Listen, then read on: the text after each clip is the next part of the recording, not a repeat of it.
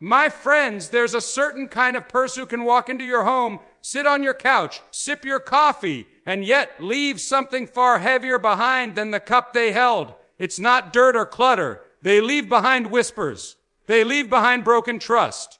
They are the chronic gossipers, the silent saboteurs of peace. These people don't carry weapons, but they wound deeply. Their words are like tiny daggers wrapped in charm, and by the time you realize you've been cut, the damage is already spreading. You see, gossip never travels alone. It carries with it judgment, pride, and poison. When someone loves to talk about others, it's never long before they start talking about you. Oh, they might begin innocently enough, sharing concerns, pretending it's harmless chatter, but gossip is never harmless. It spreads confusion, it divides hearts, and it sows distrust where love should grow. Some people invite gossipers into their homes thinking it's just conversation, a little entertainment on a quiet afternoon. But what starts as curiosity quickly becomes corruption. Once you let a gossip sit at your table, you've opened a door to something that does not belong in your home. They don't just bring stories, they bring spirits of strife and suspicion. And before you know it, you start wondering who else is talking about you, what else is being said, and peace quietly walks out the back door. There's a reason the old saying goes, whoever gossips to you will gossip about you. The same lips that speak secrets in your favor today can tear your name apart tomorrow. The gossip's loyalty is never to truth or friendship. It's to the thrill of being the one who knows. They feed off attention the way fire feeds off air, and if you give them your ear, you're giving them the oxygen they need to burn. Now, I'm not talking about people who make mistakes or say something they shouldn't once in a while. We all do that. I'm talking about the ones who live for it. The ones who can't sit in silence without stirring someone else's business into the mix. They find purpose in problems that aren't theirs. They build identity in the ruins of someone else's reputation. And here's what's dangerous about that: when you let them into your home, you allow them to shape the atmosphere of your house. Words are powerful, they build or they break. A home filled with gossip becomes heavy. There's tension in the air that you can't quite name, an uneasiness that creeps into conversations, a loss of trust even among family. Suddenly, you start to see your loved ones not as companions but as competitors. That's what gossip does. It divides what was meant to be whole. Maybe you've had someone like that come around, always eager to talk about others but never themselves, always ready with a, "Did you hear what she did?" or "You won't believe what I just found out." They make it seem like they're confiding in you, but it's not trust, it's temptation. They tempt you to listen, to judge, to join the circle. And if you're not careful, you'll find yourself repeating the very words you swore you wouldn't. That's how gossip spreads, like smoke under a door. It finds its way in, and before long, everyone is coughing, but no one knows where the fire started. That's why you have to shut that door early. Don't let it come in under the disguise of friendship. Protect your peace like it's your most valuable possession, because it is. Some of you might say, "But I don't want to be rude. I don't want to offend anyone." My friend, it's not rude to protect your home. It's not cruel to say, "Let's not talk about that." It's wise. It's honorable. It's the difference between guarding your home and giving it away. When you set that boundary, you're not rejecting a person, you're rejecting poison. And if you've ever found yourself being the one who speaks too freely, who shares what isn't theirs to tell, it's never too late to change. You can choose to be a bringer of peace instead of problems, a voice that heals instead of harms. Choose to lift people up even when no one's watching. Choose silence when words would only wound, because the more you honor others in private, the more peace you'll feel in public. There's a beauty that returns to a home when gossip leaves. Laughter sounds more genuine. Conversations feel lighter. Trust grows deeper. The air feels clean again, like spring after a long winter. That's what truth and love do. They cleanse what gossip has clouded. So if you want your home to be a place of peace, of rest, of warmth and safety, then guard it from the gossiper. You can pray for them. You can love them from a distance. But you don't need to let them through your door. Because your home is not a courtroom for other people's stories. It's a sanctuary for your own. And when you protect that sanctuary, when you shut the door to gossip and open it to grace, you'll find something remarkable happens. The noise of the world grows quieter, and the voice of peace grows louder. Keep the whispers out and let peace stay in, das. There's another kind of person who can be just as dangerous to your peace as the gossiper, though they don't use words as weapons. Instead, they drain the very strength out of your spirit. I call them the energy drainers, the emotional vampires, those who seem to pull the light right out of a room the moment they step inside. You know the kind I'm talking about. They're always burdened, always negative, always carrying some crisis that somehow becomes your problem the moment they arrive. They don't come to your home for fellowship, they come for fuel. They come because your kindness comforts them, your patience gives them power, and your compassion feeds their emptiness. But no matter how much you give, it's never enough. They leave and you're left feeling heavy, weary, and strangely guilty for wanting your peace back. My friends, not everyone who knocks on your door deserves to come inside. Not everyone who cries for help truly wants healing. Some only want company in their misery. Now, don't misunderstand me. We are called to love people, to care for them, to show compassion. But loving someone does not mean allowing them to drain the very life out of you. There is a difference between helping the broken and hosting the hopeless. The first brings restoration, the second brings exhaustion. There are some people who don't want to rise. They just want to pull others down to their level so they won't feel alone in the pit. And if you're not discerning, you'll climb right down with them, thinking you're helping, while they're simply making sure they don't fall alone. You can tell you're dealing with an energy drainer by the way you feel after they leave. Do you feel refreshed, encouraged, uplifted? Or do you feel weary, tense, and unsettled? When someone constantly drains your peace, that's not friendship. That's a spiritual exchange, and you're paying the cost. You see, your home should be a place of refuge, not a recycling center for other people's emotional clutter. You can open your heart to others without opening your door to their constant negativity. Some of these people wear pain like a badge. They thrive on pity. They love to tell you how everyone else has failed them, how nothing ever goes right, how the world is against them. And they will make you feel that if you don't carry their burden, you're somehow being unkind. But you are not unkind for setting limits. You are not cold for protecting your peace. Even the kindest heart can't pour from an empty cup. Sometimes we mistake emotional dependence for love. We think that because someone needs us, that must mean we're helping them. But needing and healing are two different things. A drowning man doesn't always want to be saved. Sometimes he just wants someone else to drown with him so he won't be alone in the water. And if you're not careful, you'll find yourself sinking too. There are people who will use your sympathy as a leash. They'll come to you again and again, always with the same problems, never listening to advice, never changing, never growing. They don't want solutions, they want attention. They want to feel important through their suffering. And if you allow it, they will make you their audience. They will drain your time, your energy, your joy. And when they're done, they'll move on to the next person who will listen. Now, I'm not telling you to stop loving them. Love them, but love them wisely. Pray for them, but pray from a distance if you must. You can care for people without carrying them. You can open your heart without opening your home. God gave you peace for a reason, and peace is not something to be handed over to those who refuse to protect it. If your home is a lamp, the energy drainer is the one who keeps flipping the switch off. You spend all week trying to keep your light shining, working hard, doing your best, keeping your spirit strong. And then they arrive with their complaints, their bitterness, their endless needs. And before you know it, the light that once filled your house begins to flicker. The laughter fades. The warmth turns cold. It's not because you stopped loving. It's because you stopped guarding. You cannot save people by sacrificing your peace. You can guide them, encourage them, point them toward hope.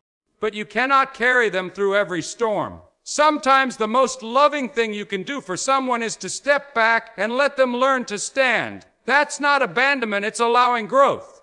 Because if you keep rescuing a person who refuses to swim, you're not helping them. You're keeping them dependent. There's a sacred balance between compassion and wisdom. Compassion says, I care about you. Wisdom says, but I also have to care about myself. The moment you lose that balance, you lose your joy. And a joyless home is an open door for discouragement. So, if there's someone who always drains you, someone who turns every conversation into a complaint, who brings heaviness instead of hope, love them, yes, but set your boundary. You don't need to let every burden cross your threshold. You can say, I love you, but I can't carry this today. You can pray for them and still protect your peace. You can offer truth without offering yourself up as the sacrifice. When you begin to guard your heart and your home from those who constantly drain you, something changes. You start to feel light again. You begin to hear laughter echo through your home. You wake up not dreading who might call or visit, but grateful for the peace that fills your space. Because peace, my friends, is not just a blessing, it's a boundary. Protect it, guard it, keep it sacred. No, Serge, don't let those who drain your spirit dim the light of your home. There's another kind of person you must keep away from your home, and they're often the hardest to recognize. They don't come with loud voices or obvious intentions. In fact, they often arrive with a smile, with charm, with warmth that feels comforting at first. They're the ones who seem to say all the right things, do all the right things, and make you believe they're on your side. But behind that pleasant tone and that friendly grin, there's a quiet agenda at work. I'm talking about the manipulator, the charming deceiver. This kind of person doesn't break into your home by force. They earn their way in through favor. They study you, learn your weaknesses, understand your kindness, and then they begin to use it. All under the appearance of care. They don't take from you suddenly, they take little by little. They twist truth into something that sounds reasonable. And before long, you find yourself questioning your own thoughts, your own values, your own peace. That's how the manipulator works, slowly, quietly, cleverly. They know how to play on your emotions. They use guilt as their greatest tool. You'll hear things like, after all I've done for you, or if you really cared, you'd do this for me. They're masters at turning generosity into obligation. And if you're not careful, you'll begin to believe that love means surrender, that kindness means compliance.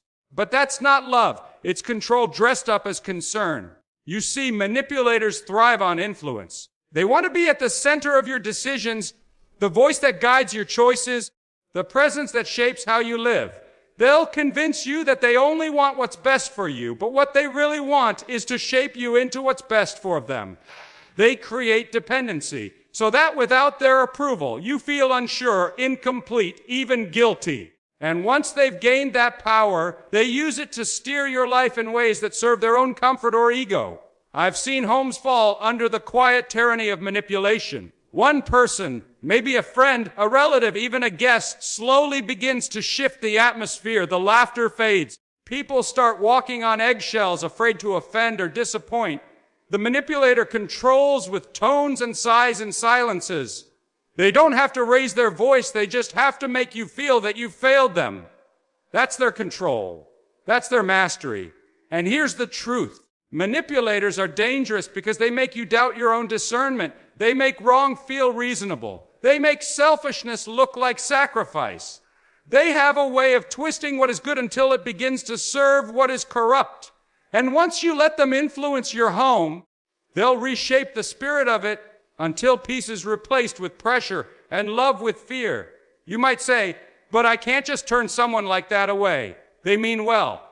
My friend, good intentions don't excuse destructive behavior. You can forgive someone without giving them access to your private life. You can show grace without offering your peace as payment. The manipulator depends on your confusion. They thrive when you feel guilty for saying no. But you have every right to protect what's sacred. Some manipulators use charm. They flatter you, tell you how special you are, how no one understands them like you do. It feels good to be appreciated, doesn't it? But behind the praise, there's always a purpose. The compliments are the sugar coating on the hook. Once you bite, they reel you in, and before long, you find yourself doing things that go against your better judgment, all because you don't want to lose their approval. Others manipulate with pity. They make their problems your responsibility. Every mistake becomes someone else's fault. Every consequence becomes unfair. They know that you're compassionate, and they use that compassion like currency. But remember this, empathy is a gift, not a leash. The moment someone uses your kindness to control you, it's no longer relationship, it's bondage. And still others manipulate through fear. They'll hint that if you don't agree with them, if you don't follow their way, you'll regret it. They'll make you afraid of rejection, afraid of conflict, afraid of being the bad one. But fear has no place in a home built on peace. If someone uses fear to influence your decisions, that's not love, it's domination. So how do you protect yourself from the manipulator? You do it by standing firm in truth. Truth is like light. It exposes what hides in charm. When you know who you are and what you value, manipulation loses its power. You set boundaries and stand by them. You learn to say no without explanation. You learn that guilt is not the same as conviction. Conviction leads you toward what's right. Guilt keeps you trapped by what's wrong. If you want your home to remain a place of safety, you must guard it not just from violence or chaos, but from influence that slowly erodes your freedom. The manipulator doesn't need to shout or threaten to take control. They just need you to keep giving in. And if you give in long enough, you'll find your peace signed over, piece by piece, until you barely recognize your own life. But there's hope. You can take that power back. You can open your eyes, set your boundaries, and reclaim the peace that was lost. And when you do, you'll find that the manipulator's power fades quickly once truth takes its place. They cannot survive where clarity lies. You were never meant to live under control or guilt. You were meant to live in truth and freedom, surrounded by people who lift you higher, not those who use you to stand taller. And when your home becomes a place where manipulation no longer finds a seat, peace will sit there instead.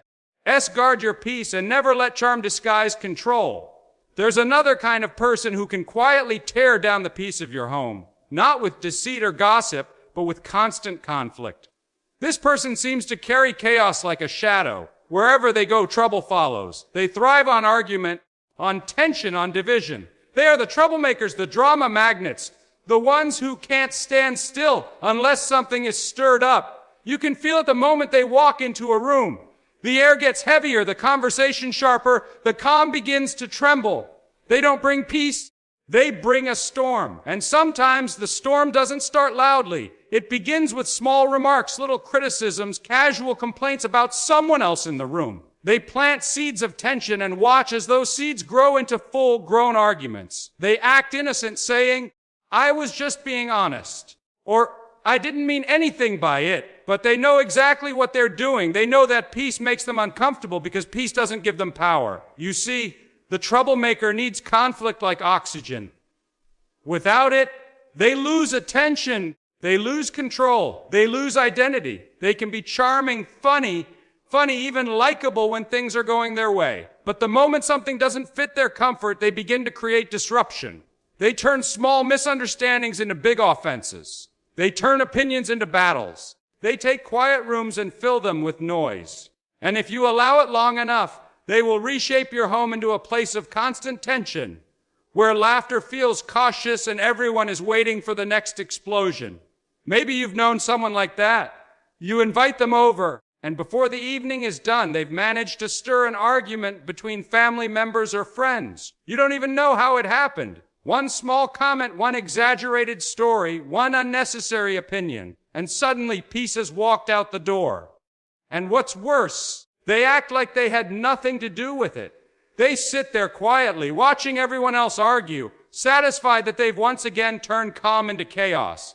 The danger of the troublemaker is that they disguise destruction as honesty. They'll say, "I'm just telling the truth," but truth without love becomes a weapon. They'll say, "I'm not trying to cause problems," but their patterns tell another story. They feed off division because division gives them something to control, something to talk about, something to stand above. And if your home becomes a place where they're welcome, that division will spread like fire through dry grass. Peace is fragile when the wrong people are allowed too close. A troublemaker doesn't need to break things to destroy them. They only need to whisper at the right time in the right tone and let human pride do the rest. They'll pit one heart against another, one opinion against another, one generation against another. Suddenly, you find yourself taking sides, defending yourself, or saying things you never meant to say. all because someone couldn't live without a little chaos. There are homes today that should be places of laughter, but instead have become battlefields of pride. And often, it starts with one person who can't resist stirring the pot. They're the ones who always bring up the past when it should stay buried. The ones who point out faults when grace would have been enough. The ones who remind everyone of their differences instead of celebrating what they share. The troublemaker turns conversation into confrontation and family into factions. And yet they'll often present themselves as peacemakers. They'll say, "I just want everyone to get along," right after being the one who sparked the argument. They love the attention that conflict brings, even if they pretend to hate it. Because as long as there's noise, they feel important. As long as there's tension, they feel needed. You have to guard your home against that spirit. Not with anger, not with retaliation, but with wisdom. You don't fight a storm with more wind. You fight it by being still, by being firm. When someone comes into your space and starts stirring division, you have the right to say, "No, not here." You can choose silence instead of argument, grace instead of fuel, because some battles only exist when you choose to fight them. If someone always brings conflict wherever they go, you need to stop inviting them to where peace lives. It doesn't mean you hate them. It means you love your peace more than their drama. You can still pray for them, still wish them well, but you don't have to give them access to your sanctuary. There's nothing holy about allowing chaos into your home in the name of kindness. A peaceful home doesn't happen by accident. It's something you guard, something you protect. You have to decide who gets to cross your threshold, because every person who enters brings something with them. Their words, their energy, their spirit. And if you keep letting the troublemaker bring their storm into your living room, don't be surprised when the walls start shaking. Peace is precious. It's fragile, and once broken, it takes time to rebuild. So choose your company wisely. Surround yourself with people who speak calm into your life, not conflict. With those who help you build, not those who tear down. And when the troublemaker comes knocking, remember, you don't have to answer every knock. Guard your peace, my friends. Guard it as fiercely as you would guard your life, because in many ways it is your life. A home without peace is just a building with walls, but a home filled with peace becomes a refuge for the soul. Keep the storm outside and let peace reign within. There's one more kind of person, my friends, that can be just as dangerous as any gossiper, manipulator, or troublemaker. This one may not mean harm at first. They might even be someone you care about deeply. Someone you've tried to help, someone you've opened your door to out of kindness. But kindness without boundaries can become an open gate for chaos. I'm talking about the irresponsible guest, the boundary breaker, the one who doesn't respect your space, your time, or your home. You see, some people don't need to argue or deceive to disrupt your peace. All they have to do is ignore limits. They show up uninvited, stay longer than welcome, take more than offered, and leave you feeling empty and used. They come into your home as if it were theirs, touching, taking, and talking without regard for the space you've built. And while they may not mean to hurt you, their carelessness leaves you cleaning up the mess long after they're gone. It starts small, doesn't it? They borrow something and forget to return it. They drop by at inconvenient times, assuming you'll always be free. They turn your hospitality into habit, your generosity into entitlement. You tell yourself, it's fine, it's just who they are. But each time you say it, a little piece of your peace disappears. Because when people stop respecting your home, they stop respecting you. Your home should be a sanctuary, a place of rest, not resentment. But when someone crosses boundaries again and again, it changes the atmosphere. You begin to dread the sound of their knock, the buzz of their message, the sight of their name on your phone. What used to be joy becomes anxiety. You start rearranging your life around someone else's disregard. That's not love. That's bondage disguised as friendship. Some people carry chaos wherever they go because they've never learned the weight of respect. They don't think about how their actions affect others. They'll bring guests without asking, use things without permission, or bring habits into your home that don't belong there. Habits that carry carelessness, sometimes even danger. And if you say nothing, they'll keep doing it because silence tells them it's acceptable. You might think, but I don't want to offend them. I don't want to seem unkind. Let me tell you, protecting your peace is not unkind. It's responsible. Setting a boundary is not rejection, it's stewardship. You are responsible for the atmosphere of your home. You're responsible for what enters through your door. And when you allow people who disrespect that, you're giving them permission to dismantle what you've worked so hard to build. The irresponsible guest doesn't just break your rules. They ignore your values. Maybe they speak harshly in front of your children, or bring attitudes into your house that poison the air. They treat your space like a stage for their behavior, forgetting that your home is sacred ground. Every word spoken there, every action taken there shapes the spirit that lingers. You can't build peace on top of constant disrespect. And there's something else about this kind of person. They often don't leave when they should. They linger physically or emotionally long after the welcome has worn thin. You find yourself wishing they'd go home, yet feeling guilty for wanting it. They make themselves so comfortable that you feel uncomfortable in your own house. That's when you know something's wrong. Hospitality is a beautiful thing. We are called to be gracious, to open our homes, to help those in need. But hospitality must walk hand in hand with wisdom. Even the warmest heart needs a front door with a lock. If you don't guard your peace, someone else will use it for their convenience. Some people, when you stop allowing their disrespect, will call you cold or selfish. They'll say, "You've changed." Yes, you have. And that's good. Growth often offends those who benefited from your lack of boundaries. But remember, love isn't about allowing anything and everything. Real love corrects, guides, and protects. Real love says, "I care about you, but I won't let you trample what matters most to me." And maybe deep down, the person who keeps crossing those boundaries needs someone to finally tell them no. Because every time you allow their irresponsibility, you teach them that disrespect has no cost. Sometimes the most loving thing you can do is close the door until they learn how to knock. There is peace that comes when you reclaim your space. When you begin to say, "This is my home, my sanctuary, my refuge, and I will protect it," you'll notice it immediately. The air feels lighter, your heart feels calmer, your home feels like home again. Because you've stopped letting people bring in what doesn't belong. You can still be kind, you can still love people. But love doesn't mean leaving your door wide open for chaos to come in. Love knows when to say, "That's enough." Love knows when to end the visit. Love knows when to rest. And once you've learned to set those boundaries, you'll find that the right people, the ones who respect you, who bring peace, who honor your space, will feel even more welcome. Because peace attracts peace. Respect attracts respect. And your home will begin to radiate that same energy back into your life. A peaceful home doesn't just happen by chance. It's built with wisdom, guarded with grace, and maintained with courage. You decide who gets to enter, how long they stay, and what they bring with them.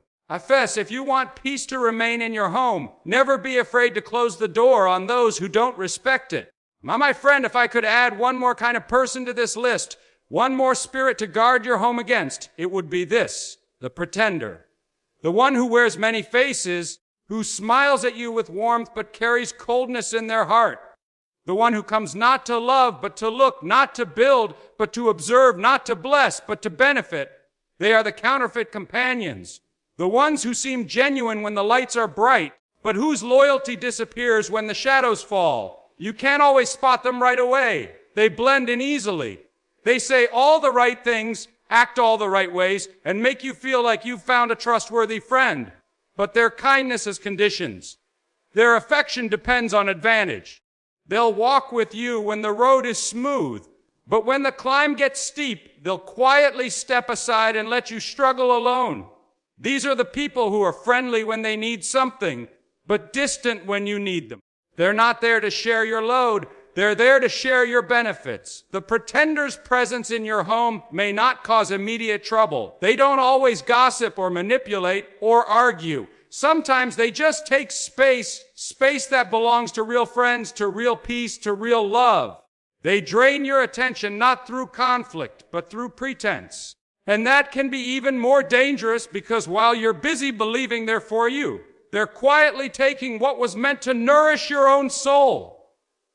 They'll listen closely when you speak, but not out of care, out of curiosity. They want information, not intimacy. They collect your words like currency to spend them later when it benefits them most.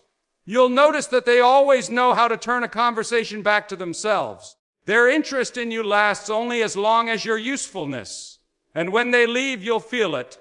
The emptiness, the subtle ache that something wasn't real. It's painful when you realize that someone's friendship was only a performance. Because betrayal doesn't always come with loud accusations. Sometimes it comes with quiet smiles.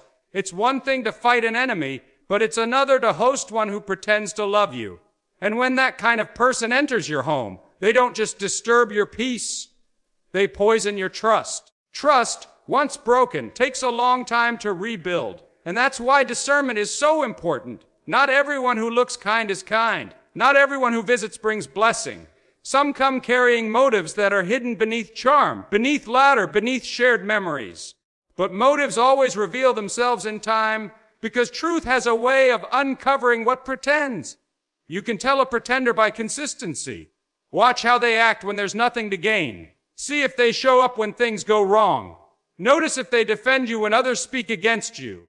Because a true friend will stay when it's hard. A pretender will vanish when it costs them something. And often that's the moment you'll see who they really are. Not in the celebration, but in the silence. Many homes have been broken by the wrong people being welcomed in under the right intentions. We invite them in because they seem kind, because they say the right things, because we want to believe the best. But wisdom says, test the spirit. Pay attention to patterns, not just promises. Does their presence bring peace or confusion? Do they build or do they take? Do they draw you closer to goodness or they subtly draw you away from it? There's nothing wrong with loving people. In fact, we should love freely. But love doesn't mean blind trust. Love is strongest when it's wise. It knows when to open the door and when to keep it closed. It knows that some people need prayer more than proximity. The pretender thrives on closeness, but they cannot survive in truth. When truth is spoken, when light is shown on motives, they begin to fade away. And that's what you must do. Fill your home with truth. Let honesty be the foundation of every relationship that crosses your threshold.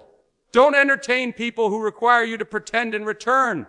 Don't dim your discernment to make others comfortable. If someone's loyalty feels uncertain, if their presence feels heavy, if their actions don't match their words, step back. Observe. You'll never lose a real friend by setting healthy distance. You'll only lose the ones who are pretending to be one. Your home is more than a place. It's the heart of your life. It's where your peace lives, where your spirit finds rest, where your family grows strong. You must guard it, not with suspicion, but with wisdom. Because the pretender doesn't need a weapon to cause harm. All they need is access. Access to your time, your thoughts, your trust. And once you give that freely to someone who doesn't honor it, you'll find yourself feeling unsafe in your own space. But once you learn to protect that space, to surround yourself with sincerity instead of surface, something beautiful happens. The latter becomes real again. The love feels deeper. The peace feels thicker. Because now everyone in your home belongs there, not out of convenience, but out of care. And when you fill your home with people of truth, when you shut the door on pretense, you create an atmosphere where peace can dwell, where trust can breathe, where joy can last. Don't let those who wear masks take residence in your home. Keep it for those whose hearts are true.